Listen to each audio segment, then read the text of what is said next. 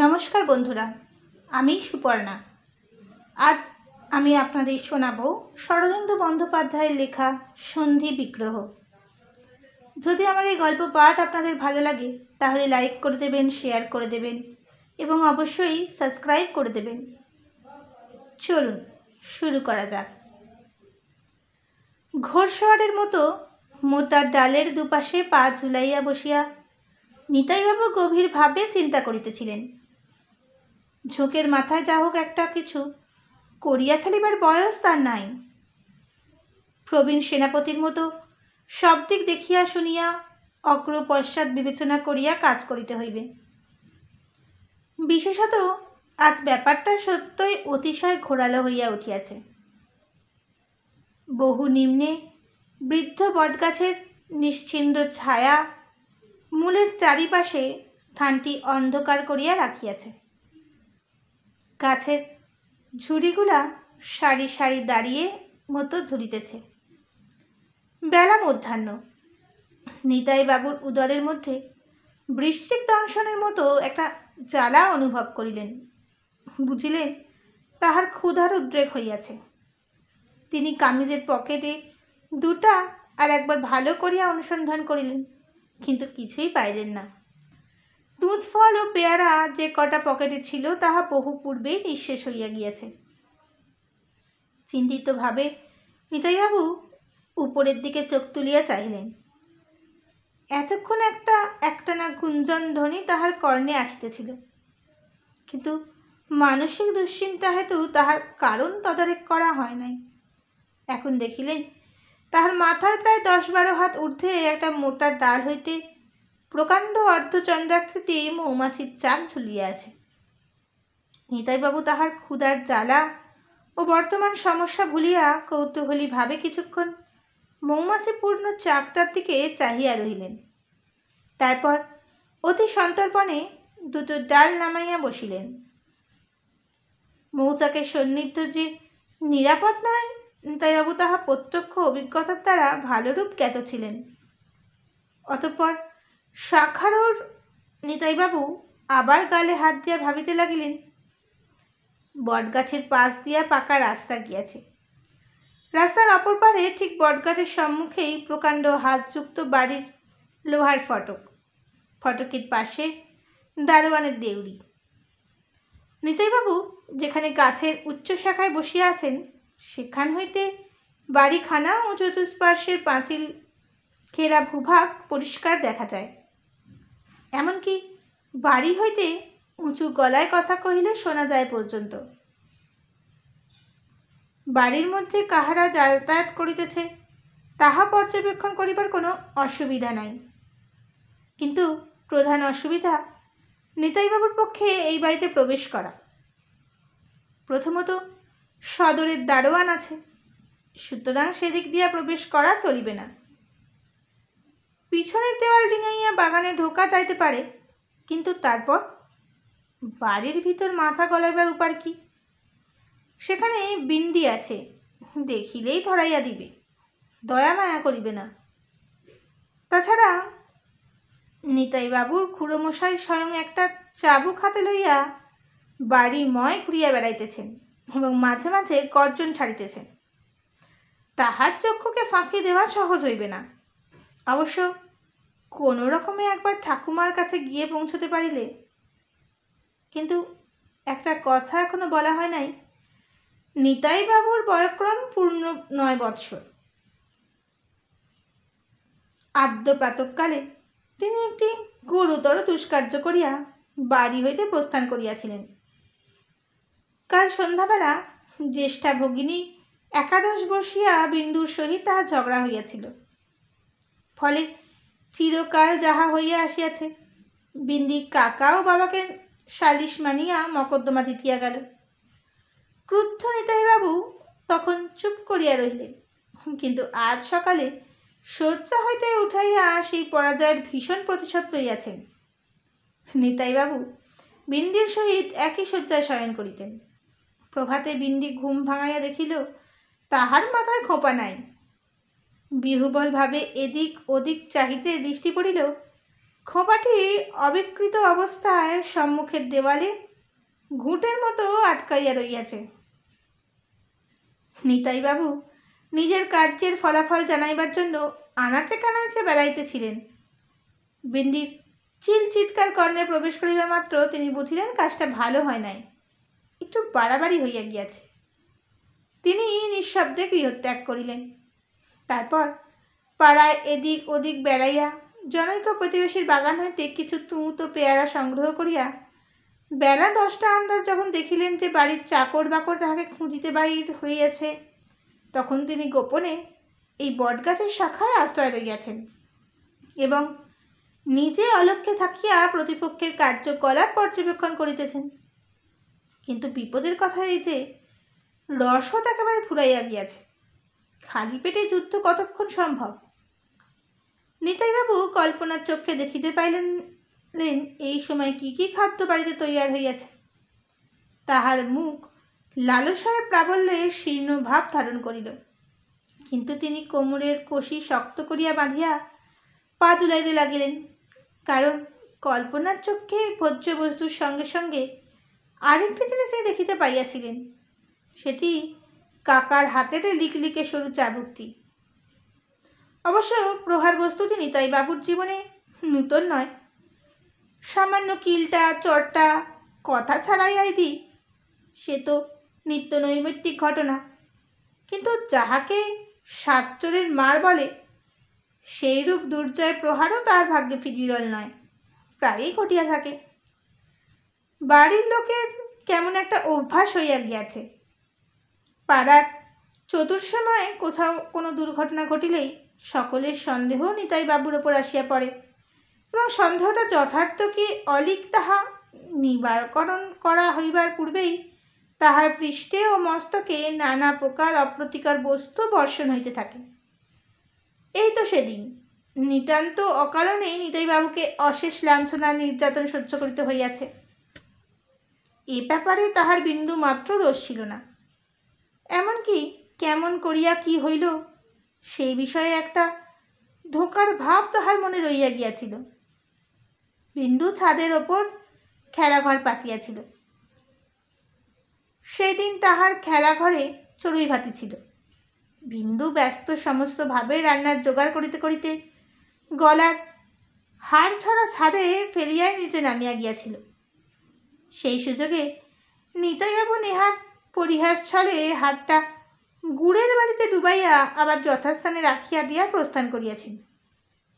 তাহার মনে কোনো দুরভিসন্ধি ছিল না, কেবল ইহাই উদ্দেশ্য ছিল যে গুড়ের লোভের হাবে পিঁপড়া লাগিবে এবং তারপর বিন্দু যখন না দেখিয়া আবার সেটা গলায় দিবে, তখন একটা বিশেষ উল্লেখযোগ্য অভিনয় ঘটিয়া যাইবে। অভিনয় কিন্তু সম্পূর্ণ বিপরীত রকম হইল। কিয়ৎকাল পরে বিন্দু চিৎকার করিতে করিতে নামিয়া আসিয়া খবর দিল যে নিতাই তাহার হাড় লইয়া পালাইয়াছে। নিতাইবাবুকে ধরিয়া আনা হইল, কিন্তু তিনি সবাইকে মাথা নাড়িয়া অভিযোগ অস্বীকার করিলেন। গরু মাখানোর কথাও অবস্থা গতিতে দেখিয়া চাপিয়া যাইতে হইল, কিন্তু তাহার কথা কেহই বিশ্বাস করিল না। কাকা কর্ণে প্যাঁচ দিয়া বলিলেন, কোথায় রেখেছিস নিয়ে আয়, তাহলে কিছু বলবো না। কিন্তু সে জিনিসের সন্ধান জানা নাই, তাহা কি করিয়া আনা যাইতে পারে? নিতাইবাবু হার আনিতে পারিলেন না। কানটি চড়িয়া উঠিল, তথাপি হার বাহির হইল না। তখন কাকা বেয়ে টানিয়া নিতাইবাবুর পৃষ্ঠ ও নিকটবর্তী আরও এক স্থান রক্তবর্ণ করিয়া দিলেন। নিতাইবাবুর মনে হইতে লাগিল যে ইন্দ্রজালের প্রভাবে যদি একটি সোনার হার তৈয়ার করিয়া আনিতে দিতে পারতেন, তাহা হলে দ্বিরুক্তি না করিয়া তাহাই করিতেন। কিন্তু ভোজবিদ্যায় পারদর্শিতা না থাকায় তাহাকে কেবল পড়িয়া পড়িয়া মার খাইতে হইল। কাকা অবশেষে ক্লান্ত হইয়া ছাড়িয়া দিয়া বলিলেন, বড় হয়ে একটা দাগি চোর হবে, একেবারে সি ক্লাস, নিয়ে যা আমার সম্মুখ থেকে। ইহা 10-12 দিন আগের ঘটনা।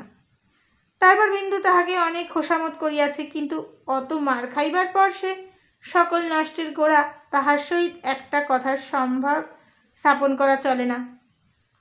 নিতাইবাবু গর্বিতভাবে বিন্দুর সন্ধির প্রয়াস প্রত্যাখ্যান করিয়াছেন এবং হার সম্বন্ধে একটা গভীর রহস্যময় নীরবতা অবলম্বন করিতেছে। ইহার কয়েকদিন পরে এই সামান্য বিষয় লইয়া কাল রাত্রে আবার বিন্দুর সহিত ঝগড়া বাঁধিয়া গেল। নিতাইবাবু তাহার সঞ্চিত ক্রোধ ও প্রতিহিংসা চরিতার্থ করিবার কাঁচির সাহায্যে বিন্দুর খোঁপা নির্মূল করিয়া দিলেন। গাছের ডালে ঠেসান দিয়া বসিয়া পা তুলাইতে তুলাইতে বিন্দুর লুপ্তবেণী কিশোরীর কথা স্মরণ হইতেই নিতাইবাবুর শুষ্ক মুখে একটু হাসি দেখা দিল। আর যাহাই হোক, বিন্দুকে দস্তুর মতো জব্দ করা হইয়াছে, তাহাতে সন্দেহ নাই। এখন অন্তত 6 মাসের জন্য নিশ্চিন্ত। বিন্দু খোপা বাঁধিতে পারিবে না, না বেড়া বিনুনি নয়, খোপার জায়গাটায় মাংস বাহির হইয়া গিয়াছে। কিন্তু এই আনন্দ অধিকাংশ স্থায়ী হইল না। জঠরের বিক্ষিপ্ত দংশন উত্তরোত্তর বৃদ্ধি পাইতে লাগিল। নিতাইবাবু ভ্রু কুঞ্চিত করিয়া চারিদিকে দৃষ্টিপাত করিতে লাগিলেন।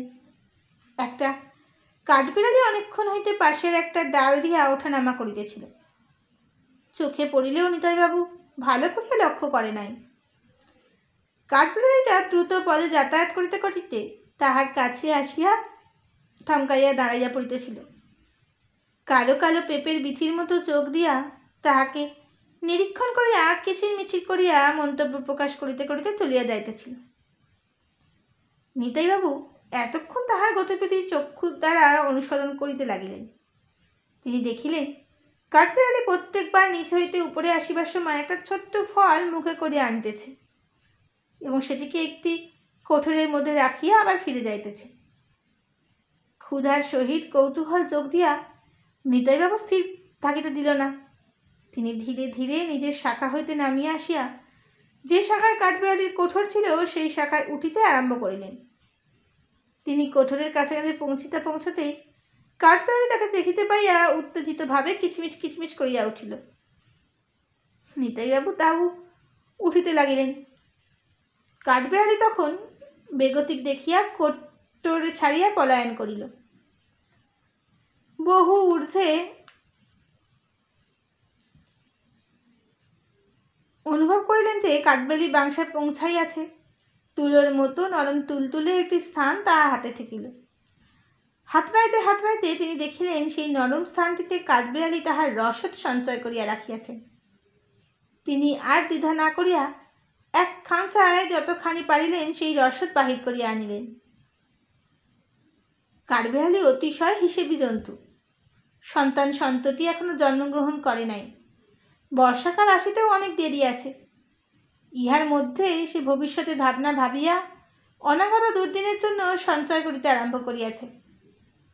নিতাইবাবু কোলের কাপড়ের ওপর শুষ্ক ফলগুলি ঢালিয়া একে একে পরীক্ষা করিতে লাগিলেন।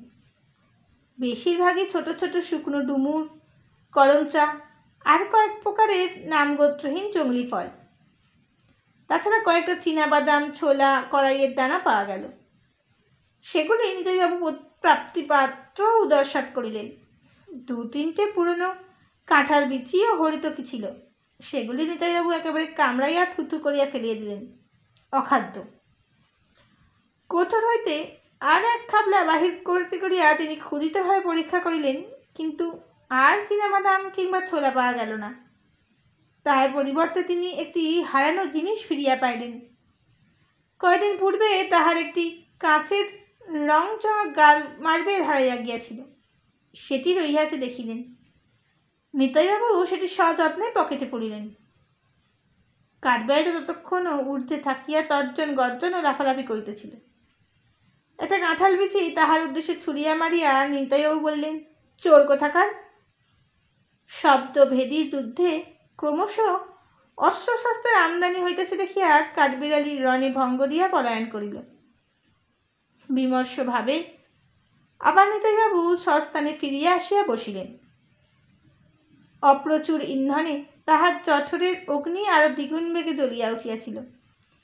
তিনি শাখায় হেলান দিয়া ঊর্ধ্বমুখে ভাবিতে লাগিলেন, এখন আত্মসমর্পণ করিলে মারের মাত্রা কিছু কমিবে কিনা। বেলা 2টা বাজিয়া গিয়াছে। সূর্যোদয় মাথার ওপরে হইতে পাশে ধরিয়া পড়িয়াছে। গাছের ছায়া বৃক্ষতল ছাড়িয়া সরিতে আরম্ভ করিয়াছে। নিতাইবাবু বিবেচনা করিয়া দেখিলেন, এখন বাড়ি ফিরিয়ালে হয়তো অল্পের ওপর দিয়া ফাঁড়া কাটিয়া যাইতে পারে। এত বেলা পর্যন্ত অভুক্ত থাকার পর মা ও ঠাকুমা নিশ্চয়ই তাকে রক্ষা করিবেন। হয়তো প্রত্যাবর্তনের সংবাদ কাকার কানে নাও উঠিতে পারে। কিন্তু ওদিকে প্রতিহিংসা পরায়ণ বিন্দি আছে, সে ছাড়িবে না, নিশ্চয়ই কাকাকে খবর দিবে। তখন কি হইবে? নিতাইবাবু গম্ভীর নিঃশ্বাস মোচন করিলেন। এই অবস্থায় কি করা যায়? হঠাৎ বাড়ি হইতে উচ্চ কণ্ঠস্বর শুনিয়া নিতাইবাবু ধর্মর করিয়া উঠিয়া বসিলেন। কান খাড়া করিয়া শুনিলেন দারোয়ান গাড়ি বারান্দার তলায় দাঁড়িয়া বলিতেছে, কহে নেই মিলা হুজুর, কাকাবাবু বিলকুল লাপাতা হো গেয়া। কাকাকে দেখা গেল না, কিন্তু তাহার ভারী গলার আওয়াজ শোনা গেল, क्या बेवकूफ माफिक बोलता है, लापता हो कहाँ जाएगा, जरूरी कहीं छुपा हो है, महल्ला में देखो। जी हुजूर। जाओ, फिर आছি তাহার সে খোঁজো। গাছের ওপর নিতাইবাবু নিজ মনে দাঁত খিচাইয়া হাসিলেন। এই দুপুরে রোদে দারোয়ানটা তাহাকে মিছিমিছি চারিদিকে খুঁজিয়া বেড়াইতেছে, অথচ তিনি হাতের কাছে রহিয়াছেন। ভাবিতে বড় মধুর লাগিল। তিনি দেখিলেন বিষণ্ণ বিরক্ত দারোয়ান আবার লাঠি হাতে বাহির হইতেছে। বাড়ির ফটক হইতে বাহির হইয়া দারোয়ান নিতাইবাবুর গাছের ছায়া আসিয়া দাঁড়াইল। নাকড়া জুতো খুলিয়া ভিতরের ধুলো ঝাড়িয়া আবার পরিধান করিল। পাগড়ি পুচ্ছ দিয়া মুখে ঘাম মুছিল। তারপর অর্ধস্ফুট স্বরে কি বলিতে বলিতে প্রস্থান করিল। নিতাইবাবুর একবার ইচ্ছা হইল দারোয়ানের মাথায় একটা কাঁঠাল বিচি কিংবা ওই প্রকার কোনো দ্রব্য ফেলিয়া নিজের স্থিতিস্থান প্রকাশ করিয়া দেন, কিন্তু তিনি সে লোভ সংবরণ করিলেন। এত শীঘ্র আত্মপ্রকাশ করিলে চলিবে না। যদিও পেটের মধ্যে নেংটি ইঁদুর সবেগে দন খেলিতেছে, তথাপি ধৈর্য ধারণ করিতে হইবে। এখনো সময় উপস্থিত হয় নাই। দারোয়ান চলিয়া যাইবার কিয়ৎকাল পরে নিতাইবাবু দেখিলেন ঠাকুমার বাড়ির ছাদের উপর উঠিয়া আলিশের ধারে দাঁড়াইয়া উৎকণ্ঠিত দৃষ্টিতে এদিক ওদিক চাহিতেছে। নিতাইবাবুর মুখ উদ্ভাসিত হইয়া উঠিল। উৎসাহে তাহার মুখ দিয়া প্রায় বাহির হইয়া গেল, ঠাকুমা, এই যে আমি এখানে। কিন্তু পর্যন্ত বাহির হইতে না হইতেই তিনি সবলে দাঁত দিয়া জিভ কাটিয়া ধরিলেন। সর্বনাশ! আর একটু হইলেই সব ফাঁস হইয়া গিয়াছিল। ঠাকুমা কিছুক্ষণ নিতাইবাবুর দর্শন দশায় ছাদের এদিক হইতে ব্যাকুলভাবে উঁকি মারিয়া অবশেষে নিচে নামিয়া গেলেন। যতক্ষণ দেখা গেল নিতাইবাবু সতৃষ্ণ নয়নে সেই দিকে তাকাইয়া রহিলেন।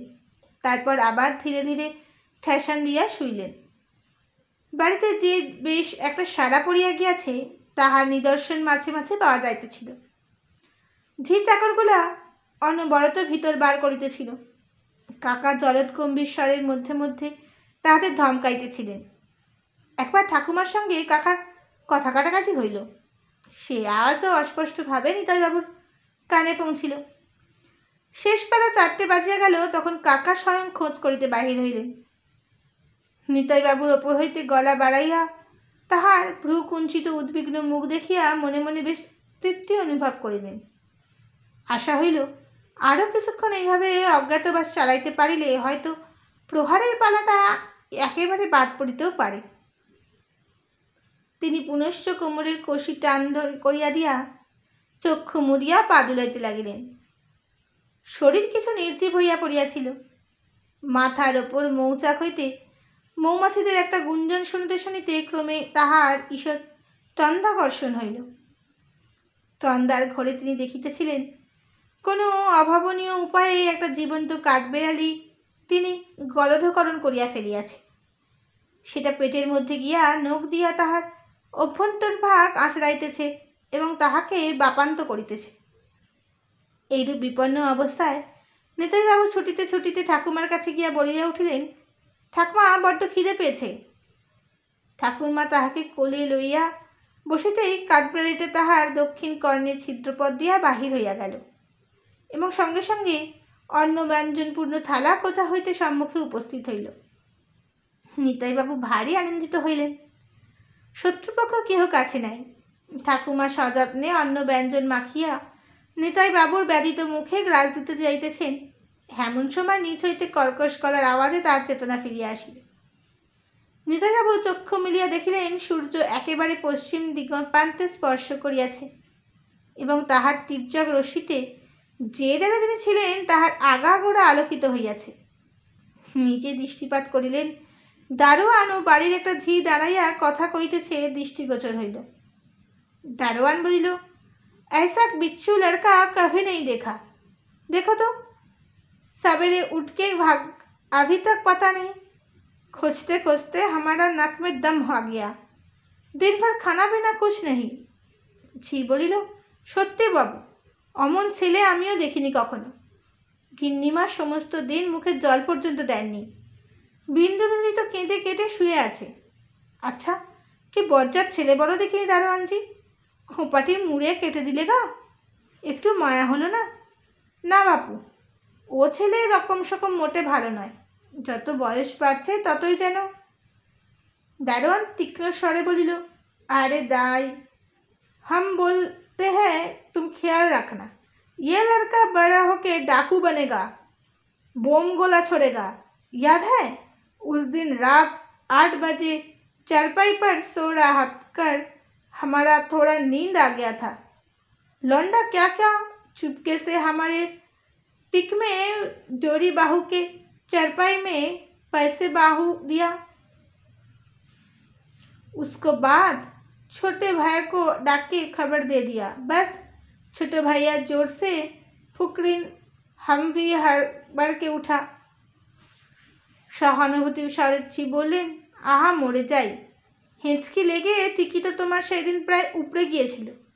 তারপর ছোটবাবু কত মারলেন, মার তো লেগেই আছে, কিন্তু তবু কি বজ্জাতি কমে? দারোয়ান বলিল, লড়কা না লড়কে কা দুম, छोटो भैया का मार से कुछ नहीं होगा, हमको एक दफे सर्कस के हुक्म मिल जाए, हम डंडा से लंडे को बदमाश से निकाल दे। लंडा लड़के का दुम এই পর্যন্ত নিতাইবাবু কোনো রকমের সহ্য করিয়াছিলেন, কিন্তু আর পারিলেন না। সক্রেট পকেট হইতে সেই পুনঃপ্রাপ্ত মার্বেলটা বাহির করিয়া দারোয়ানের মাথা লক্ষ্য করিয়া ছুড়িয়া মারিলেন। নিতাইবাবুর লক্ষ্য ব্যর্থ হবার নয়। মার্বেল দারোয়ানের পাগড়ির মধ্যস্থ মুক্ত স্থানটিতে আসিয়া লাগিল। খট করিয়া একটা শব্দ হইল। দারোয়ান শূন্যে প্রায় 4 হাত লাফাইয়া উঠিয়া বলিল, বাপ রে, জান গিয়া। তারপর ঊর্ধ্বে দুটি দৃষ্টি নিক্ষেপ করিয়া উত্তেজিত রসভরের মতো চিৎকার করিতে লাগিল, वहाँ बैठा पकड़ो, हाँ छोटे भैया जल्दी आइए, खोका बाबू पेड़ पर बैठा है, हमारा सिर फोड़ दिया, जल्दी आइए, पकड़ा है। ঝি বৃক্ষাসে নিতাইবাবুর হিংস্র মূর্তি দেখিয়া জীব কাটাইয়া ঊর্ধ্বশ্বাসে পলায়ন করিল। দেখিতে দেখিতে চক্ষের নিমেষে বাড়িতে যে যেখানে ছিল আসিয়া বৃক্ষতলে জমা হইল। বাবা কাকা হইতে আরম্ভ করিয়া বাড়ির 1.5 বছরের ছেলেটা পর্যন্ত কেউই বাদ গেল না। নিতাইবাবু দেখিলেন মুহূর্তে অবিমিশ্রকারিতার ফলে তাহার পলায়নের পথ একেবারে বন্ধ হইয়া গিয়াছে। তিনি ডালের ওপর আর হাতে উঠিয়া বসিলেন। কাকা হাতে চাবুক আস্ফালন করিয়া বলিলেন, নেমে আয়। নিতাইবাবু মাথা নাড়িয়া বলিলেন, নামবো না।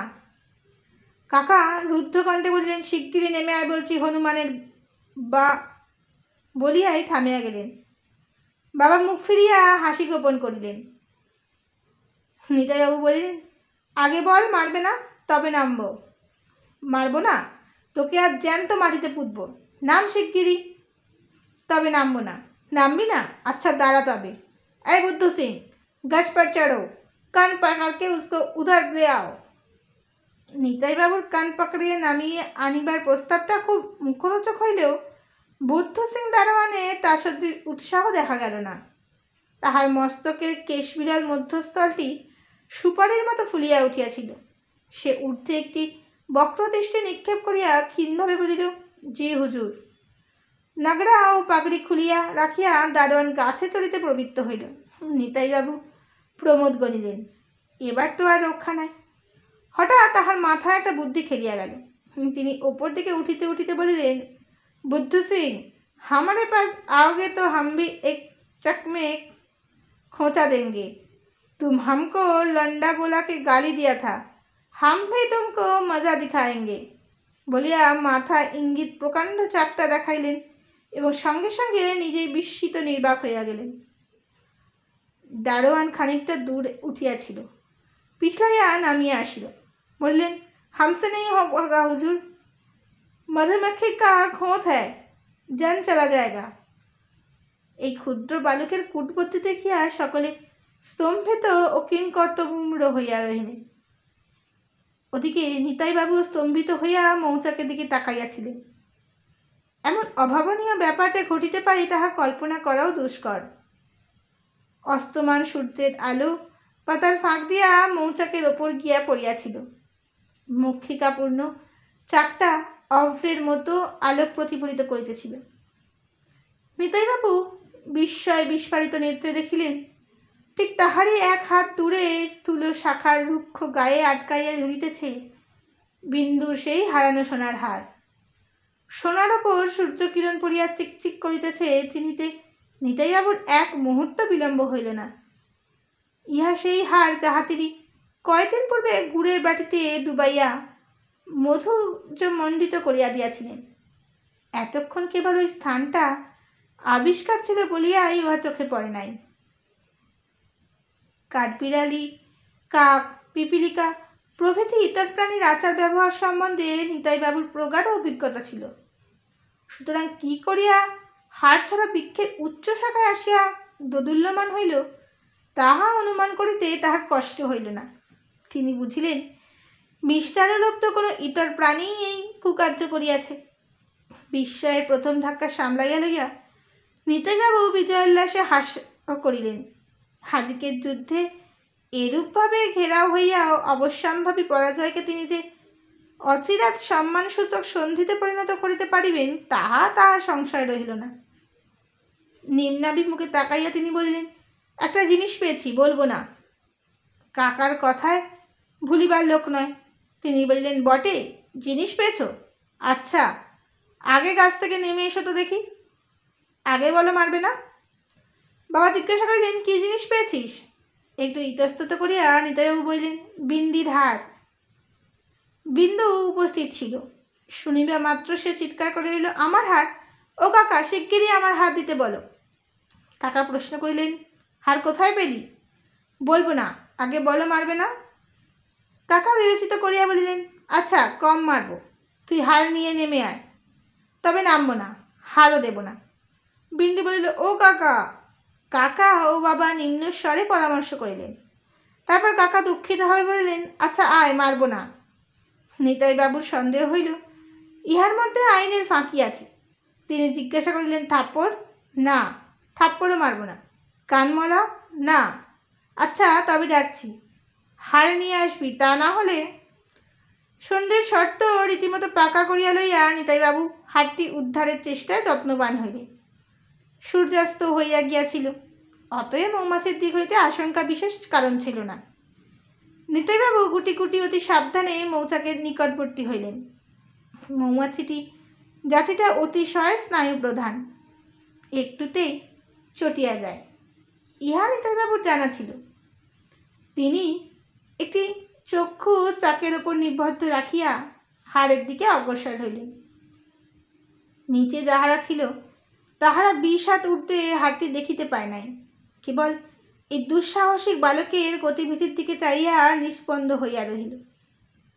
চাক নিস্তব্ধ। মৌমাছিদের বোধ করি ত্রন্দা আসিয়াছে। নিতাইবাবু হাড়ের নাগালে আসিয়া আস্তে আস্তে হাত বাড়াইলেন। ভোঁ একটা ক্রুদ্ধ গঞ্জন উঠিল।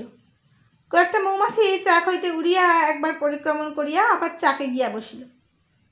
নিতাইবাবু বিদ্যুৎ বেগে হাত টানিয়া লইয়াছিলেন। কিছুক্ষণ নিশ্চল মূর্তির মতো বসিয়া রহিলেন। আবার চাক নিস্তব্ধ। মৌমাছি নিশ্চয়ই নিদ্রালু। নিতাইবাবু পুনরায় ধীরে ধীরে হাত বাড়াইলেন। হাঁটা গাছের কর্কশ ত্বক হইতে ছাড়াইতে একটু শব্দ হইল, অমনি ভন ভন। 3টে মৌমাছি তাহাকে আক্রমণ করিল। একটা ঠিক নাকের ডগায় ফুটাইয়া দিল, অন্য দুটা 2 গণ্ডে দংশন করিবা আবার ফিরিয়া গিয়া চাকে বসিল। নিতাইবাবু নাসিকা ও গণ্ডদ্বয় আগুনের মতো জ্বলিয়া উঠিল, কিন্তু তিনি নিবাত নিষ্কম্প দীপশিখার মতো বসিয়া রহিলেন। একটু নড়িলে যে আত্মরক্ষার কোনো উপায় থাকিবে না, চাক হইতে কোটি কোটি অর্বুদ অর্বুদ মৌমাছি আসিয়া তাহাকে গ্রাস করিয়া ফেলিবে, তাহাতে সন্দেহ নাই। নেহা সন্ধ্যা হইয়া গিয়াছে বলিয়া ইহারা সদল বলে বাহির হইতেছে না, কিন্তু আর বেশি ঘণ্টা বাঁধিলেই সন্ধ্যার দোহাই মানিবে না। তখন তাহাদের হুলের জ্বালায় না হোক এই বিষাদ উচ্চতা হইতে মাটিতে পড়িলে মৃত্যু অনিবার্য। অপরিসীম সহিষ্ণুতা সহকারে নিতাইবাবু আরও 2 মিনিট সেইভাবে বসিয়া রহিলেন। তারপর চাক যখন একেবারে নিঃশব্দ হইয়া গেল, তখন তিল তিল করিয়া পিছু ঘটিয়া নামিতে আরম্ভ করিলেন।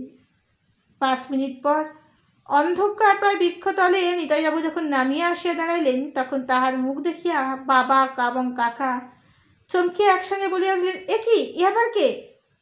নিতাইবাবুর নাসিকা ও গলা দুটি এইরূপ বিপর্যয় ফুলিয়া উঠিয়াছিল যে উপস্থিত কেহই তাকে চিনিতে পারিল না।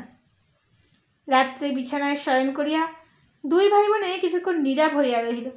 তারপর বিন্দু আস্তে আস্তে বলিল, নিতাই, বড্ড ব্যথা করছে না রে?